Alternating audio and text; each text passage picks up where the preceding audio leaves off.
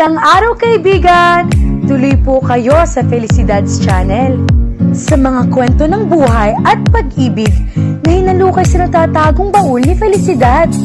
Pero bago po tayo magpatuloy, huwag niyo pong kalilimutan na i-like ang video, i-subscribe ang channel, at i-click ang notification bell para lagi kayong updated sa mga parating pa na upload.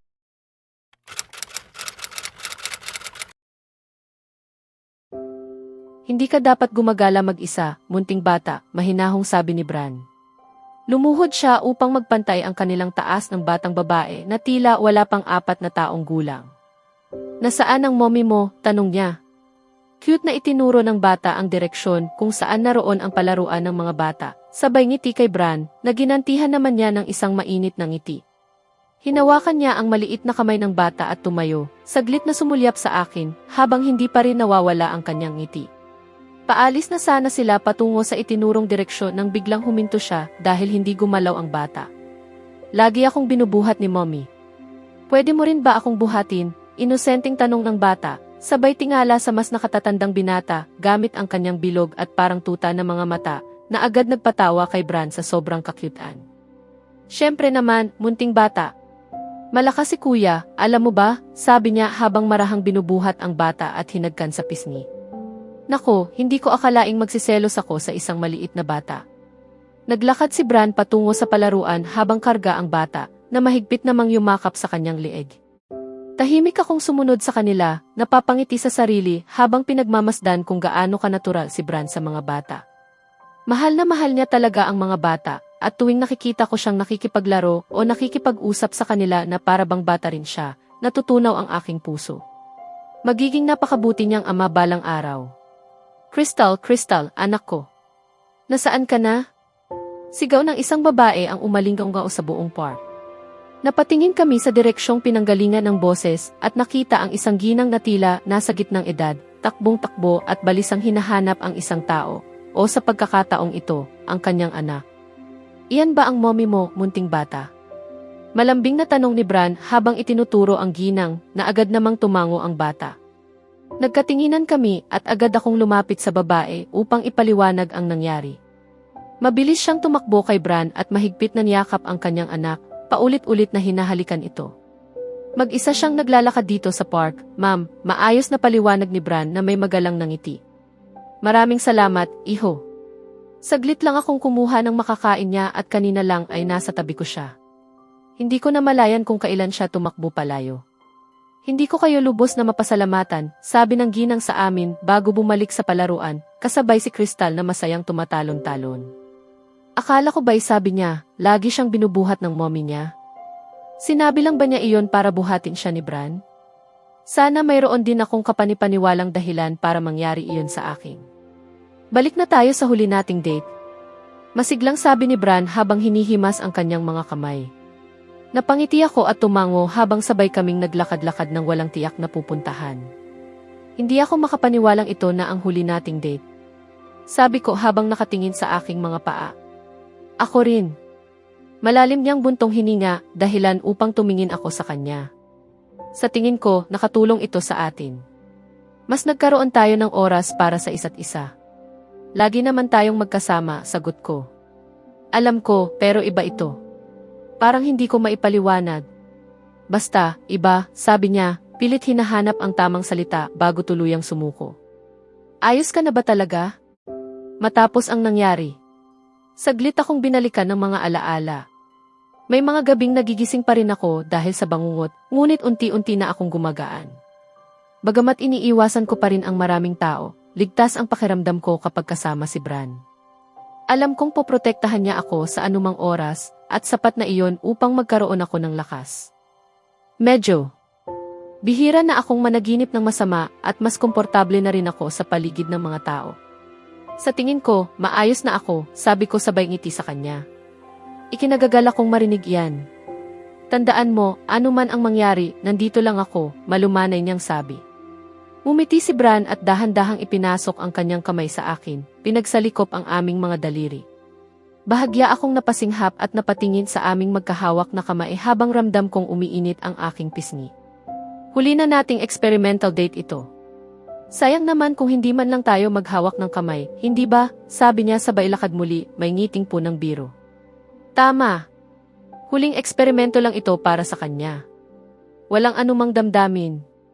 Matingkad ang liwanag ng papalubog na araw, binabalot kami ng isang mainit na kahel na liwanag. Umupo kami ni Bran sa isang bangkong nasa tahimik at magandang bahagi ng park. Pinagmamasdan ko ang mga bibe sa lawa nang bigla kong maramdaman ang bigat sa aking hita. Pagtingin ko pababa, nakita kong inihihiga na ni Bran ang kanyang ulo sa aking kandungan, tila matutulog. Ano ang ginagawa mo?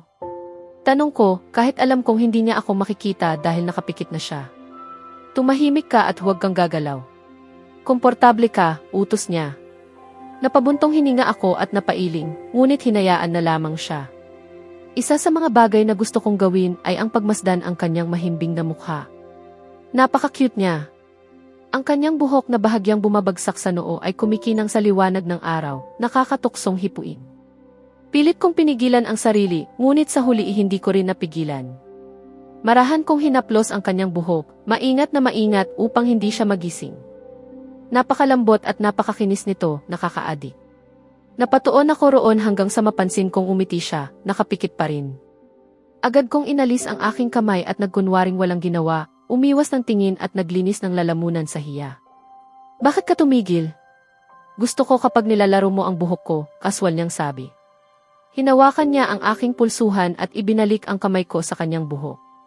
Gusto kong tumanggi, ngunit ang pakiramdam ng kanyang malambot na buhok sa aking mga daliri ay nagpabago ng isip ko. Napangiti ako at ipinagpatuloy ang paghaplos. Magpasalamat ka. Ikaw lang ang pinapayagan kong humawak sa buhok ko, sabi niya sabay ngiti bago muling ipinikit ang kanyang mga mata. Tuluyang lumubog ang araw at napalitan ng dapit hapon, ngunit nanatili kaming ganoon. Gabi na, ngunit ayaw kong umalis. Gusto kong humaba pa ang araw na ito. Ang kaalamang hindi na ako magiging experimental girlfriend niya ay nagpapabigat sa aking dibdib. Biglang umupo ng diretso si Bran. Tiningnan ko siya, hinihintay ang sasabihin niya. Nakatingin siya sa langit na unti-unti nang napupuno ng kumikislap na mga bituin. Manood tayo ng mga bituin, sabi niya, puno ng pag-asa ang mga mata. Mga bituin? Hindi ba't gabi na? Kailangan mo nang umuwi, mahina kong sabi, salungat sa tunay kong nais. Ayaw ko lang mag-alala ang kanyang ama. Huli na nating date ito. Kailangan nating gawing memorable. Mag-stargazing tayo. Perpektong paraan iyon para tapusin ang araw, sabi niya habang tumatayo at inaabot ang kanyang kamay sa akin. Umiti ako at mahigpit na hinawakan iyon. Pinangunahan ako ni Bran patungo sa isang bahagyang mataas na bahagi ng kagubatan kung saan may maluwag na espasyo at malinaw naming matatanaw ang kalangitan sa gabi. Naupo kami sa damuhan at inilapit ko ang aking mga tuhod sa aking dibdib. Inalis ko ang suot kong jacket at ibinalot iyon sa aking mga binti dahil maikli ang aking palda. Napakaganda ng langit, hindi ba? Sabi ni Bran, puno ng paghanga habang nakatingala. Umiti ako at tumango, pinagmamasdan ang libu-libong maliliit at kumikislap na bituin. Isang komportableng katahimikan ang bumalot sa amin habang pareho naming tinatangkilik ang nakabibighaning tanawin sa itaas. Sana balang araw ay makakita rin ako ng ganitong mga bituin kasama ang magiging nobyo ko. Mahina kong sambit, iniisip kung gaano sana kaganda kung nararamdaman din ni Bran ang nararamdaman ko para sa kanya. Ngunit alam kong iyon ay isang maling pag-asa lamang. Panig ni Bran. Isa lamang itong maling pag-asa. Hindi niya kailanman magugustuhan ang tulad ko. Palagi akong pinaaalalahanan ni Sarah na magtira ng distansya dahil ako raw ang kanyang matalik na kaibigan tuwing sinusubukan kong lumapit sa kanya. Sa kabila ng lahat ng panahong iyon, ni minsan ay hindi niya ako tinignan ng higit pa roon, paano ko paaasahang mahalin niya ako. Hindi ko sana sinimulan ang pagiging pansamantang nobya niya. Dahil dito, lalong nagulo ang lahat. Kung hindi dahil sa mga eksperimentong iyon, marahil na natiling tahimik ang aking damdamin. Akala ko'y mapipigilan ko na ang aking nararamdaman pagkatapos ng araw na ito.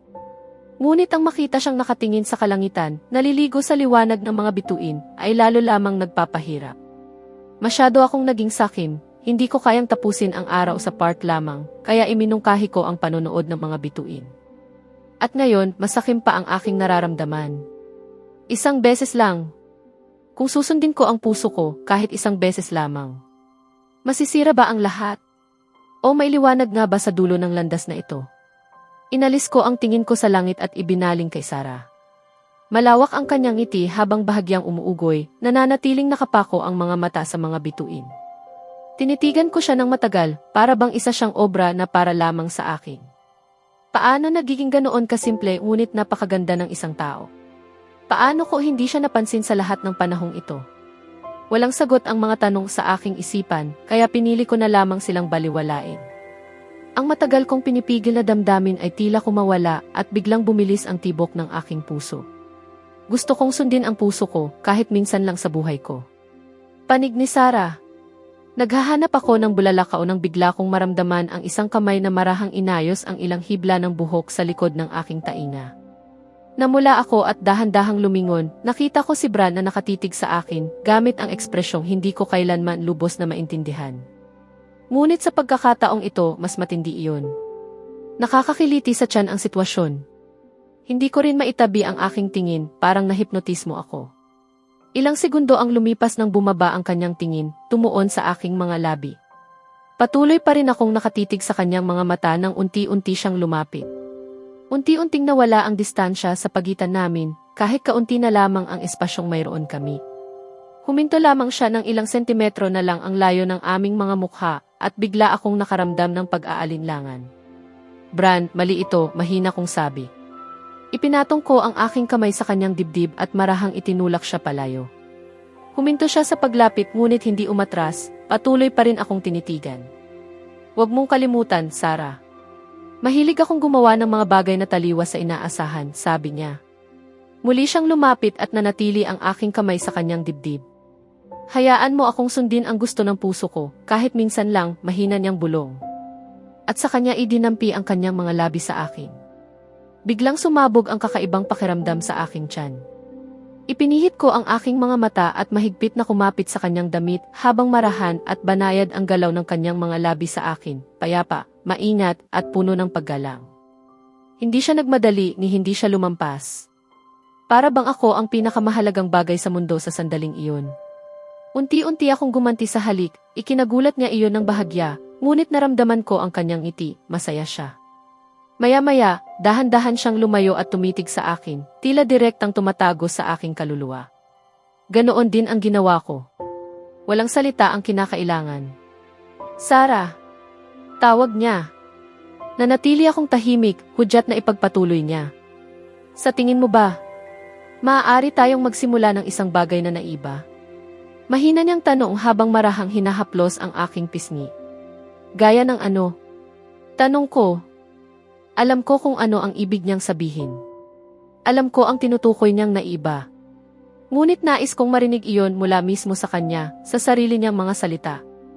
Matagal na akong pinakamatalik mong kaibigang lalaki.